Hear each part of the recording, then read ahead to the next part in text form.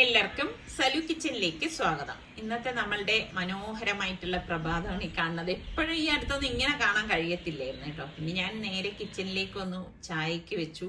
പിന്നെ ഇന്നത്തെ വീഡിയോ നിങ്ങൾ സ്കിപ്പ് ചെയ്യാതെ കാണണം. ഇതിനിടയിൽ നമ്മൾ ഗിവ് അവേ നടത്തിയിട്ടുണ്ടായിരുന്നല്ലോ. അപ്പം അതിന്റെ 5 വിന്നേഴ്സിന്റെ ഡീറ്റെയിൽസും കാര്യങ്ങളും ഒക്കെ ഇതിന്റെ ഇടയിൽ ഞാൻ പറയുന്നുണ്ട്. അപ്പൊ ഞാൻ ഈ പോട്ടിനെ കുറിച്ച് കുറെ പേര് എന്റെ അടുത്ത് ചോദിച്ചിട്ടുണ്ടായിരുന്നു കേട്ടോ. ഞാനിത് ആമസോണിൽ നിന്നാണ് വാങ്ങിയത് കേട്ടോ. എനിക്ക് ഭയങ്കര ഇഷ്ടപ്പെട്ട് ഞാൻ വാങ്ങിച്ചതാണ്. ചിലതെല്ലാം നമുക്ക് കാണുമ്പോൾ ഭയങ്കര ഒരു താല്പര്യം തോന്നുമല്ലോ. അപ്പൊ ഇത് ഗ്യാസ് ടോപ്പിൽ തന്നെ വെക്കുന്നതായതുകൊണ്ട് നമുക്ക് ഇതിൽ ചായ ഉണ്ടാക്കാം, സൂപ്പ് ഉണ്ടാക്കാം, ഒരു പ്രശ്നവും ഇല്ല കേട്ടോ. അപ്പൊ നമ്മൾ ഏത് പോട്ട് ഇതുപോലെ വാങ്ങിയാലും എല്ലാ പോട്ടും ഇതുപോലെ ഗ്യാസ് ടോപ്പിലൊന്നും വെക്കുന്നതായിരിക്കില്ല. അപ്പൊ അത് നമ്മൾ അതിന്റെ ഇൻസ്ട്രക്ഷൻ നോക്കി ഉപയോഗിച്ചാൽ മതി.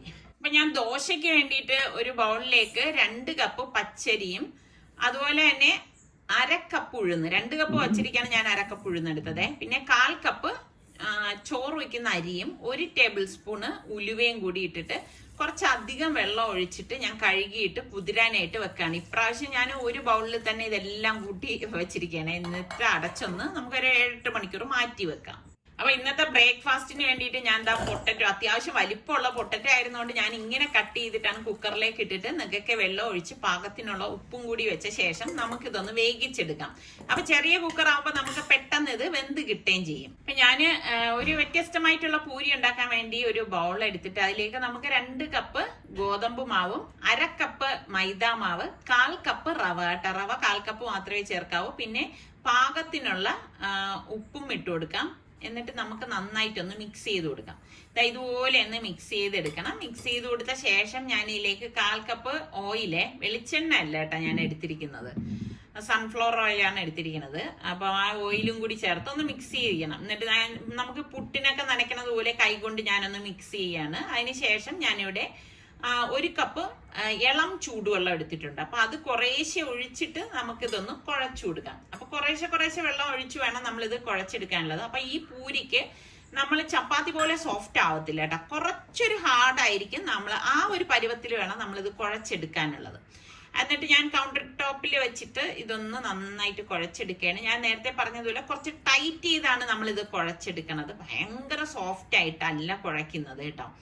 എന്നിട്ട് ലാസ്റ്റ് ഞാൻ ഇതുപോലെ കുറച്ച് ഓയില് ഈ മാവിന്റെ മീതെ ഇതുപോലെ ഒന്ന് തടവിയിട്ട് നമുക്കിനി ഇതൊന്ന് അടച്ച് ഒരു 1/2 മണിക്കൂറെങ്കിലും മാറ്റി വെക്കണേ, റെസ്റ്റ് ചെയ്യാനായിട്ട്. അപ്പൊ പൊട്ടറ്റോ വെന്ത് വന്നിട്ടുണ്ട്. അത് ഞാൻ പ്രഷർ കുക്കറിൽ നിന്ന് മാറ്റിയിട്ട് അതിന്റെ തോലൊക്കെ ഇതിൽ നിന്ന് മാറ്റിയിട്ട് ഒന്ന് ഉടച്ചെടുക്കുകയാണ്. ഇപ്പൊ നമ്മുടെ ഇവിടെ ആണെങ്കിൽ നല്ല മഴയാണ് കേട്ടാ. മിനിഞ്ഞാന്നൊക്കെ ഭയങ്കര മഴയായിരുന്നു. നിങ്ങളുടെ അവിടെയൊക്കെ എങ്ങനെ ഉണ്ടായിരുന്നു? മഴയൊക്കെ ഉണ്ടോ? ഇന്നലെയും ഒക്കെ നല്ല മഴയാണ്. അപ്പൊ ചില സ്ഥലങ്ങളിലൊക്കെ മഴയില്ല എന്നൊക്കെ പറയുന്നുണ്ടായിരുന്നു. അപ്പൊ പാനിൽ ഞാൻ ഒരു 2 ടേബിൾ സ്പൂൺ വെളിച്ചെണ്ണ ഒഴിച്ചിട്ട് കടുകും ഉഴുന്നുപരിപ്പും സാമ്പാർ പരിപ്പും ഇട്ട് പൊട്ടിച്ച ശേഷം കുറച്ച് 2 പച്ചമുളക്, ഒരു ചെറിയ പീസ് ഇഞ്ചി, ഒരു 2-3 വെളുത്തുള്ളി ചെറുതായിട്ട് അരിഞ്ഞത്, പിന്നെ ഒരു കൈപ്പിടി കറിവേപ്പില അരിഞ്ഞതും കൂടി ഇട്ടിട്ട് ഒന്ന് മൂപ്പിച്ചു കൊടുക്കാനേ. ഇതുപോലെ മൂത്ത ശേഷം ഞാൻ ഇതിലേക്ക് 1 സവാളയാണ് സ്ലൈസ് ചെയ്തത് ഇതിലേക്ക് ചേർത്തിട്ട് ഇളക്കി കൊടുക്കുന്നത്. ഇതുപോലെ ഒന്ന് ഇളക്കിയെടുത്ത ശേഷം നമുക്ക് പൊടികൾ ചേർത്ത് കൊടുക്കാം. ഞാൻ ഇതിലേക്ക് 2 ചെറിയ സ്പൂണ് മഞ്ഞൾപ്പൊടിയും 1 ടീസ്പൂൺ ഗരം മസാല പൊടി, 1 ടീസ്പൂൺ കുരുമുളക് പൊടി, പാകത്തിനുള്ള ഉപ്പും ഇട്ടിട്ട് നമുക്കിതൊന്ന് ഇളക്കി കൊടുക്കാം. ഇളക്കി കൊടുത്തിട്ട് നമ്മൾ ഈ ഉടച്ചു വെച്ചിരിക്കുന്ന പൊട്ടറ്റോ ഇല്ലേ, അത് നമുക്ക് ഇതിലേക്ക് ഇട്ട് കൊടുക്കാം. എല്ലാം ഭയങ്കരമായിട്ട് അങ്ങ് ഉടയണം എന്നില്ല. അവിടെ ഇതുപോലെ കുറച്ച് കട്ടിക്ക് ഇരുന്നാലും പ്രശ്നമൊന്നുമില്ല കേട്ടോ. നമ്മൾ കഴിക്കുമ്പോൾ കണ്ടിട്ടില്ലേ. എന്നിട്ട് നമുക്കത് ഇതുപോലെ ഒന്ന് ഇളക്കി മിക്സ് ചെയ്ത് കൊടുത്ത ശേഷം ഞാൻ ഇതിലേക്ക് 2 കപ്പ് തിളച്ച വെള്ളം ഒഴിച്ചു കൊടുക്കണം. തിളച്ച വെള്ളം തന്നെ ഒഴിച്ചു കൊടുക്കണേ. എന്നിട്ട് നമുക്കിതൊന്ന് ഇളക്കി കൊടുക്കാം. അപ്പൊ ഇത് പൊട്ടറ്റോ ആയതുകൊണ്ട് തന്നെ പെട്ടെന്ന് ഇരുന്നൊന്ന് കുറുകി വരും കേട്ടോ. അപ്പം പെട്ടെന്ന് ഉണ്ടാക്കിയെടുക്കാൻ പറ്റുന്ന നല്ല ഒരു പൊട്ടറ്റോ ബാജിയാണിത്. അപ്പൊ ഇതുപോലെ ഒന്ന് മിക്സ് ചെയ്ത് കൊടുക്കണം. എളുപ്പമല്ലേ ഇത് ഉണ്ടാക്കി എടുക്കാനായിട്ട്. അപ്പൊ നമ്മള് കുഴച്ചു വെച്ചിരിക്കുന്ന മാവ് എടുത്തിട്ട് ഒന്ന് ഉരുട്ടി നമുക്കിനി ഒന്ന് പ്രസ് ചെയ്തെടുക്കാം. പരത്തി എടുക്കുന്നവർക്ക് അങ്ങനെ എടുക്കാം കേട്ടോ. ഇപ്പൊ നിങ്ങൾക്കൊക്കെ പരത്തി എടുക്കുന്നതാണോ അതേ ഇതുപോലെ ചപ്പാത്തി പ്രസ്സിൽ വെച്ച് എടുക്കുന്നതാണോ ഇഷ്ടം? എനിക്ക് ചപ്പാത്തിക്കാണെങ്കിൽ ഞാൻ പരത്തി എടുക്കത്തുള്ളൂ കേട്ടോ. അതെനിക്ക് ഈ പ്രസ്സിൽ വെച്ചാൽ എനിക്ക് അത്ര ഒരു ഇഷ്ടമില്ല. അപ്പൊ ഇതുപോലെയാണ് ഞാൻ പൂരിക്ക് ഈ ഒരു സൈസിലാണ് എടുക്കണത് കേട്ടോ. അതുപോലെ തന്നെ പൂരി, ബട്ടൂര ഇതൊക്കെ ഉണ്ടാക്കാൻ വേണ്ടി ഞാൻ ഈ ചപ്പാത്തി പ്രസ് ഉപയോഗിക്കാറുമുണ്ട്. അപ്പൊ പലരും എൻ്റെ അടുത്ത് പറഞ്ഞു ഇത്താടെ ചപ്പാത്തി പ്രസ് പെയിന്റ് അടിക്കേണ്ട സമയം കഴിഞ്ഞെന്നൊക്കെ എപ്പോഴും വിചാരിക്കും കേട്ടോ. സത്യം പറഞ്ഞ പിന്നെ ഈ ഉണ്ടാക്കുന്ന നേരമാണ് നമ്മളിത് ഓർക്കണത്. അപ്പൊ ഞാൻ എല്ലാം പരത്തി എടുത്ത് വെച്ചത് ഇനി നമുക്കൊന്ന് പൊരിച്ചെടുക്കാം. അപ്പൊ ചൂടായ എണ്ണയിലേക്ക് നമുക്ക് ഈ ഓരോ മാവും ഇതുപോലെ പരത്തിയത് ഇട്ട ശേഷം ഒന്നും ചെയ്യേണ്ട, താനെ പൊങ്ങി വന്നോളും കേട്ടാ. അതാ കണ്ടോ, പൊങ്ങി വരുന്ന ഒരു സമയത്ത് വേണമെങ്കിൽ ഇതുപോലെ ഒന്ന് പ്രസ് ചെയ്ത് കൊടുത്താൽ മതി. എന്നിട്ടൊന്ന് തിരിച്ചിട്ട് കൊടുക്കണം. ഫ്ലെയിം വളരെ ഇമ്പോർട്ടന്റ് ആണ് കേട്ടോ. മീഡിയത്തിനും ലോയ്ക്കും ഇടയിൽ വേണം ഫ്ലെയിം വയ്ക്കാനുള്ളത്. വല്ലാതെ തീ കുറഞ്ഞു കഴിഞ്ഞാൽ ഉള്ള പ്രശ്നം എന്തെന്നറിയാവോ, നമ്മുടെ പൂരി എണ്ണ കുടിക്കും. അതുപോലെ ഗോതമ്പ് മാവ് മാത്രം വെച്ചിട്ട് നമ്മൾ പൂരി ഉണ്ടാക്കിയാൽ എണ്ണ കുടിക്കും കേട്ടോ. അതുകൊണ്ടാണ് നമ്മൾ കുറച്ച് മൈദാമാവ് അതിലേക്ക് ചേർക്കുന്നത്. മൈദാമാവോ റവയോ എന്താന്ന് വെച്ചാൽ ഒരു ഐറ്റം ചേർത്താലും മതി, എണ്ണ കുടിക്കത്തില്ല കേട്ടോ. ഞാൻ ഉണ്ടാക്കുന്ന എൻ്റെ ഒരു എക്സ്പീരിയൻസ് വെച്ചിട്ട് ഞാൻ പറഞ്ഞു തരുന്നതാണ് കേട്ടോ. ഇത് നിങ്ങളിൽ പലരും ചെയ്യുന്നത് തന്നെ ആയിരിക്കും. എങ്കിലും നമ്മളുടെ വീഡിയോ കാണുന്ന പുതിയ കുറെ ആൾക്കാരുണ്ട്, അതായത് അറിഞ്ഞുകൂടാത്ത കുറെ പേരുണ്ടാവും കേട്ടോ. അപ്പൊ അവർക്ക് യൂസ്ഫുൾ ആവും. കുട്ടികൾക്ക് ടിഫിൻ ബോക്സ് ആയിട്ട് അല്ലെങ്കിൽ വൈകുന്നേരം സ്കൂൾ വിട്ട് വരുന്ന സമയത്ത് ഉണ്ടാക്കി കൊടുക്കാനും ഒക്കെ പറ്റിയൊരു അടിപൊളി ഐറ്റം തന്നെയാണ്. അപ്പൊ എന്തായാലും നിങ്ങൾ ട്രൈ ചെയ്യാത്തവര് ട്രൈ ചെയ്ത് നോക്കണം. നല്ല കിഡു ടേസ്റ്റ് ആണ് കേട്ടോ ഇത്. ഞാൻ മുളകും മല്ലിയും ഉണക്കിയത് നിങ്ങൾ കണ്ടില്ലേ, അത് ഞാൻ ഇതുവരെ പൊടിപ്പിച്ചിട്ടില്ലായിരുന്നേ. ഇന്നലെ ഞാൻ വന്നപ്പോഴേക്കും മില്ല് അടച്ചിരിക്കുന്നത് കണ്ട്. അങ്ങനെ ഇന്നിപ്പോ ഞാൻ അത് പൊടിപ്പിക്കാനായിട്ട് വന്നതാണ്. അപ്പൊ അത് നമ്മൾ മിക്സിയുടെ ജാറിലൊക്കെ ഇട്ട് പൊടിച്ചാലൊന്നും ശരിയാവത്തില്ല. മില്ലിൽ കൊണ്ടുവന്ന് പൊടിക്കുമ്പോഴേ ആ ഒരു കറക്റ്റ് പരുവത്തിന് നമുക്ക് കിട്ടത്തുള്ളൂ. ശരിക്കും നമ്മൾ മില്ലില് നമ്മൾ തന്നെ ഉണക്കി പൊടിപ്പിച്ച് ഉപയോഗിച്ച് കഴിഞ്ഞാണ്ടല്ലോ നമ്മൾ പുറത്തെ പൊടി വാങ്ങിക്കത്തേ ഇല്ല. ഞാൻ അത്യാവശ്യ ഘട്ടങ്ങളിലൊക്കെ പുറത്തെ പൊടിയൊക്കെ വാങ്ങിക്കാറുണ്ട്. എങ്കിലും എനിക്കിഷ്ടം മില്ലില് പൊടിച്ചെടുക്കുന്നതാണ് കേട്ടോ. അപ്പൊ ഞാൻ അത് വീട്ടിൽ കൊണ്ടുവന്ന് ചൂടാറാനായിട്ട് ഇതുപോലെ മുറത്തില് ഇതുപോലെ ഒന്ന് പരത്തി വെച്ചു കൊടുക്കും. കുറച്ച് കഴിയുമ്പോഴേക്ക് ചൂട് മാറുമ്പോൾ കുപ്പിയിലാക്കി മാറ്റാണ് ചെയ്യണത്. നമുക്കിന്നൊരു സ്പെഷ്യൽ ആയിട്ടുള്ള ചിക്കൻ്റെ ഐറ്റമാണ് ഉണ്ടാക്കുന്നത്. അപ്പൊ ഒരു 850 ഗ്രാം ചിക്കൻ കഴുകി എടുത്തതിലേക്ക് ഞാൻ ഒരു നാരങ്ങയുടെ നീര് ഇതുപോലെ ഒന്ന് പിഴിഞ്ഞൊഴിച്ചു കൊടുക്കും. അപ്പം ഞാനിവിടെ എല്ലോട് കൂടിയിട്ടുള്ള കഷ്ണങ്ങൾ തന്നെയാണ് എടുത്തിരിക്കുന്നത്. ഇതിലേക്ക് നമുക്കിനി പാകത്തിനുള്ള ഉപ്പിട്ട് കൊടുക്കാം. പിന്നെ വേണ്ടത് തൈരാണ് കേട്ടോ. അപ്പൊ ഞാനിവിടെ 1/2 കപ്പ് തൈര് എടുത്തിട്ടുണ്ട്. അപ്പൊ തൈരും കൂടി നമുക്ക് ഇതിലേക്ക് ഇട്ട ശേഷം എല്ലാം ചേർത്തിട്ട് നല്ലതുപോലെ ഒന്ന് മിക്സ് ചെയ്ത് കൊടുക്കാം. അപ്പൊ തൈരൊക്കെ ചേർത്ത് നമ്മൾ ഈ ചിക്കൻ റെഡിയാക്കണത് കൊണ്ട് തന്നെ ഇത് പെട്ടെന്ന് റെഡി ആയി കിട്ടും കേട്ടോ. അപ്പൊ ചിക്കൻ നല്ല സോഫ്റ്റ് ആയി കിട്ടും. അപ്പൊ നല്ലതുപോലെ ഒന്ന് മിക്സ് ചെയ്ത ശേഷം ഇനി നമുക്ക് ഒരു 10 മിനിറ്റ് ഞാൻ ഇതൊക്കെ ഒന്ന് പിടിക്കാനായിട്ട് അടച്ച് മാറ്റി വെക്കാൻ പോവുകയാണ്. കുറഞ്ഞതൊരു 10 മിനിറ്റ് എങ്കിലും നമ്മൾ ഇത് അടച്ച് മാറ്റി വെക്കണേ. അതിനുശേഷം ഞാൻ ഇതിലേക്ക് 1 ടേബിൾ സ്പൂൺ മല്ലിപ്പൊടിയും 2 ടേബിൾ സ്പൂൺ ഫുള്ളായിട്ട് കാശ്മീരി ചില്ലി പൗഡറും 1/2 ടേബിൾ സ്പൂൺ ഗരം മസാല പൊടിയും 1/2 ടേബിൾ സ്പൂൺ പെരിഞ്ജീരകം വറുത്തു പൊടിച്ചതും പിന്നെ നമുക്ക് 2 ടേബിൾ സ്പൂൺ ഇഞ്ചി വെളുത്തുള്ളി ക്രഷ് ചെയ്തതാണ് കേട്ടോ. 1/4 കപ്പ് ഓയിൽ സൺഫ്ലവർ ഓയിലാണ് ഞാൻ ഇതിലേക്ക് ഉപയോഗിച്ചിരിക്കുന്നത്. അതും കൂടി ഒഴിച്ച ശേഷം നല്ലതുപോലെ എല്ലാം ചേർത്തൊന്ന് മിക്സ് ചെയ്ത് കൊടുക്കാം. അപ്പൊ നല്ല വെറൈറ്റി ആയിട്ടുള്ള ഒരു ചിക്കൻ്റെ ഐറ്റമാണ് കേട്ടോ ഇത്. അപ്പൊ ട്രൈ ചെയ്യാത്തവർ ട്രൈ ചെയ്ത് നോക്കണം. അപ്പൊ ഇതുപോലെ നല്ലതുപോലെ ആ മസാലയും എണ്ണയും എല്ലാം എല്ലായിടത്തും പിടിക്കത്തക്ക രീതിയിൽ ഒന്ന് മിക്സ് ചെയ്ത ശേഷം വീണ്ടും അടച്ച് നമുക്കൊരു 10 മിനിറ്റ് കൂടെ മാറ്റി വെക്കണം. അപ്പൊ അതിന്റെ കൂട്ടത്തിൽ കഴിക്കാനായിട്ട് ഞാൻ വിചാരിച്ചു ഗീ റൈസ് ഉണ്ടാക്കാന്ന്. അപ്പൊ പാനിലേക്ക് 2 ടേബിൾ സ്പൂണോളം നെയ്യ് ഒഴിച്ചു കൊടുക്കാണ്. നെയ്യ് ഒന്ന് മെൽറ്റ് ആയി വരുന്ന സമയത്ത് ഞാൻ കാഷ്നട്ട് ഇതിലേക്ക് ഇട്ടിട്ട് പിന്നെ നമ്മൾ പെരിഞ്ജീരകം, പട്ട, ഗ്രാമ്പൂ, ഏലക്ക എല്ലാം ഒരുമിച്ച് തന്നെ ഞാൻ ഇതിലേക്ക് ഇടാണ് കേട്ടോ. ഫ്ലെയിം കുറച്ച് വെച്ചിട്ട് നമുക്കിതൊന്ന് റോസ്റ്റ് ചെയ്തെടുക്കാം.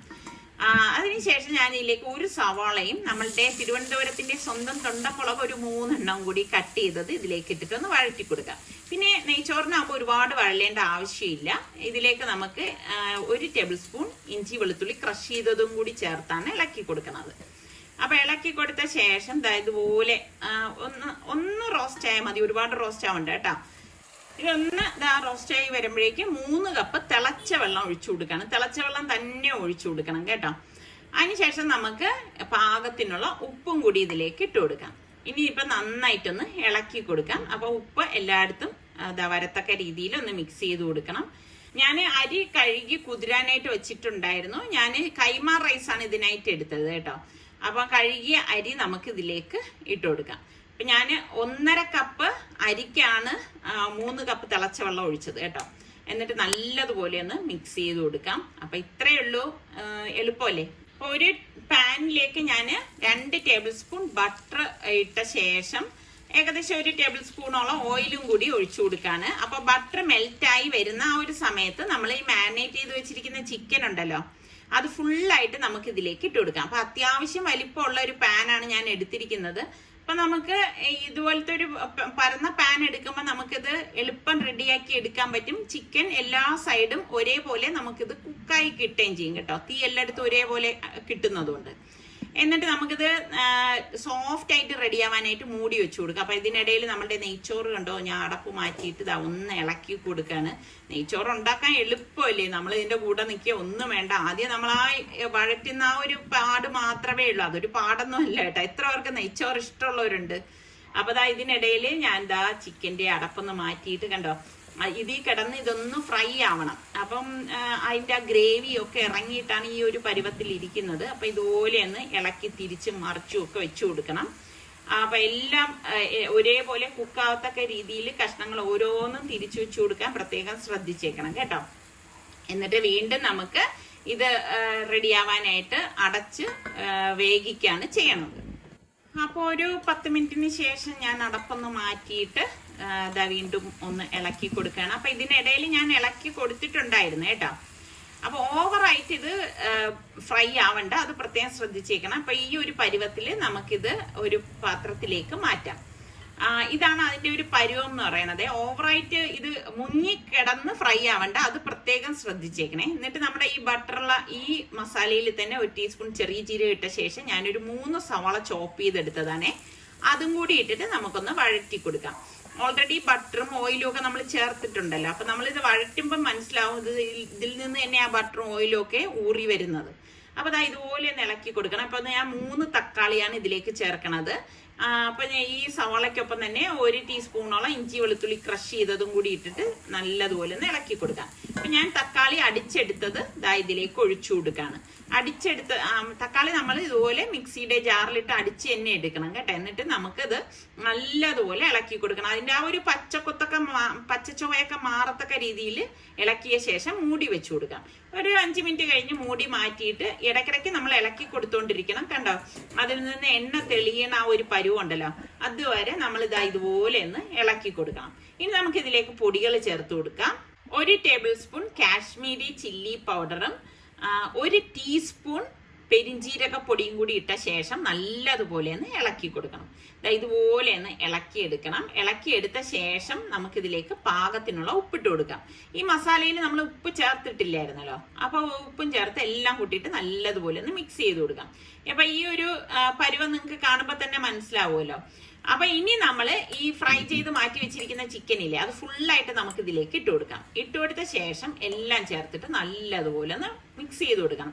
അതായത് ആ സവാളയുടെ മസാലയും ഈ ചിക്കനും ഒക്കെ മിക്സ് ആവത്തക്ക രീതിയിൽ വേണം നമ്മളിത് ഇളക്കി കൊടുക്കാൻ.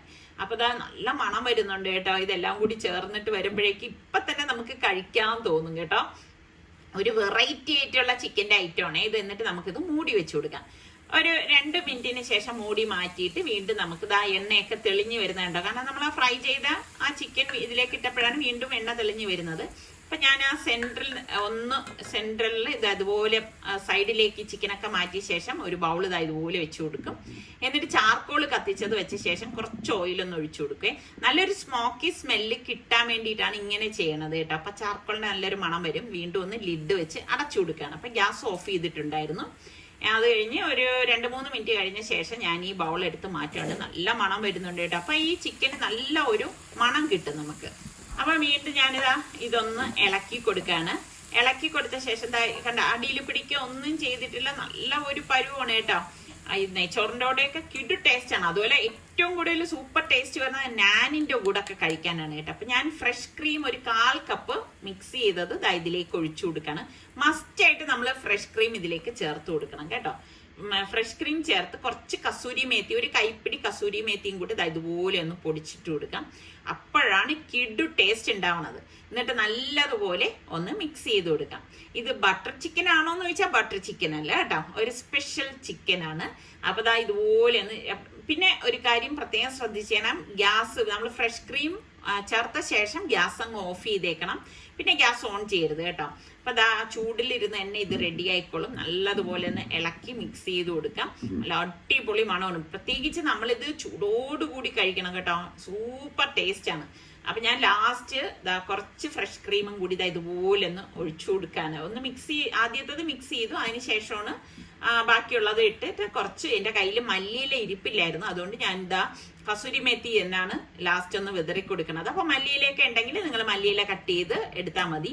അപ്പൊ നെയ്ച്ചോറും ഈ ഒരു ചിക്കനും അടിപൊളിയാണ്. അപ്പൊ എന്തായാലും നിങ്ങൾ ട്രൈ ചെയ്ത് നോക്കണം. മസ്റ്റ് ആയിട്ട് ട്രൈ ചെയ്ത് നോക്കണം കേട്ടോ. കുട്ടികൾക്കൊക്കെ ഉറപ്പായിട്ട് ഇഷ്ടപ്പെടും, അത് ഞാൻ ഗ്യാരണ്ടി.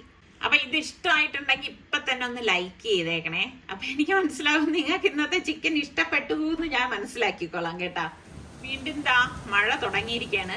അപ്പൊ ഞാന് നമ്മളുടെ 5 വിന്നേഴ്സിനെ ഈ വീഡിയോയിൽ ഉൾപ്പെടുത്താന്ന് വിചാരിച്ചിരിക്കുകയായിരുന്നു. അപ്പോഴേക്കും നോക്കുമ്പോ വീഡിയോ ലെന്ത് ആയിപ്പോയി കേട്ടോ.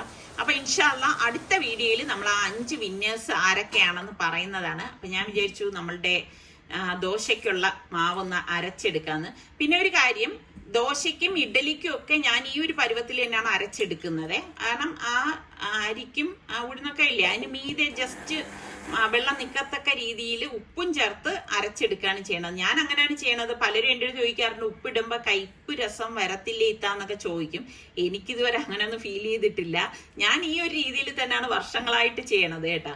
അപ്പൊ ഞാൻ മാവ് 2 ബാച്ചായിട്ട് അരച്ചെടുത്ത് എന്നിട്ട് നമുക്ക് നന്നായിട്ട് കഴുകിയിട്ട് ഇതുപോലെ ഒന്ന് മിക്സ് ചെയ്ത് കൊടുക്കണം. ഈ മിക്സിങ്ങിലാണ് ഇരിക്കുന്നത് കേട്ടോ. ഇഡലി ആണെങ്കിലും നല്ല ഫ്ലഫി ആയിട്ട് നമുക്ക് കിട്ടും. ദോശയാണെങ്കിലും നല്ല മൊരുമരാന്ന് കിട്ടും. നിങ്ങൾ എൻ്റെ ദോശയൊക്കെ കാണുന്നതല്ലേ. അപ്പൊ ഞാൻ നന്നായിട്ടൊന്ന് മിക്സ് ചെയ്ത ശേഷം അടച്ചൊന്ന് മാറ്റി വെക്കാണ്. അടുത്ത റെസിപ്പിക്ക് വേണ്ടിയിട്ടാണ് ഞാനിപ്പോൾ തയ്യാറെടുക്കുന്നത്. അപ്പം നാളത്തെ വീഡിയോ നിങ്ങൾ മറക്കാതെ കാണണം. അതിലാണ് നമ്മൾ ആ 5 വിന്നേഴ്സിനെ തിരഞ്ഞെടുക്കുന്നത്. അപ്പം ഇന്നിപ്പോൾ വീഡിയോ ലെന്തി ആയി പോയതുകൊണ്ടാണ് നമ്മൾ അങ്ങനെ എടുക്കാത്തത്. അപ്പം നമ്മളുടെ ചാനൽ കണ്ടുകൊണ്ടിരിക്കുന്നവരിൽ സബ്സ്ക്രൈബ് ചെയ്യാതെ കാണുന്ന ആരെങ്കിലും ഒക്കെ ഉണ്ടെങ്കിൽ നിങ്ങൾക്ക് ഇഷ്ടപ്പെടുകയാണെങ്കിൽ സബ്സ്ക്രൈബ് ചെയ്യാനും ആ ബെല്ലൈക്കൺ പ്രസ് ചെയ്യാനും ഒന്നും മറന്നു പോരുതേ. അപ്പം അടുത്ത നല്ല റെസിപ്പിയോ വ്ളോഗായിട്ടൊക്കെ കാണാം. അതുവരയ്ക്കും എല്ലാവർക്കും ബൈ.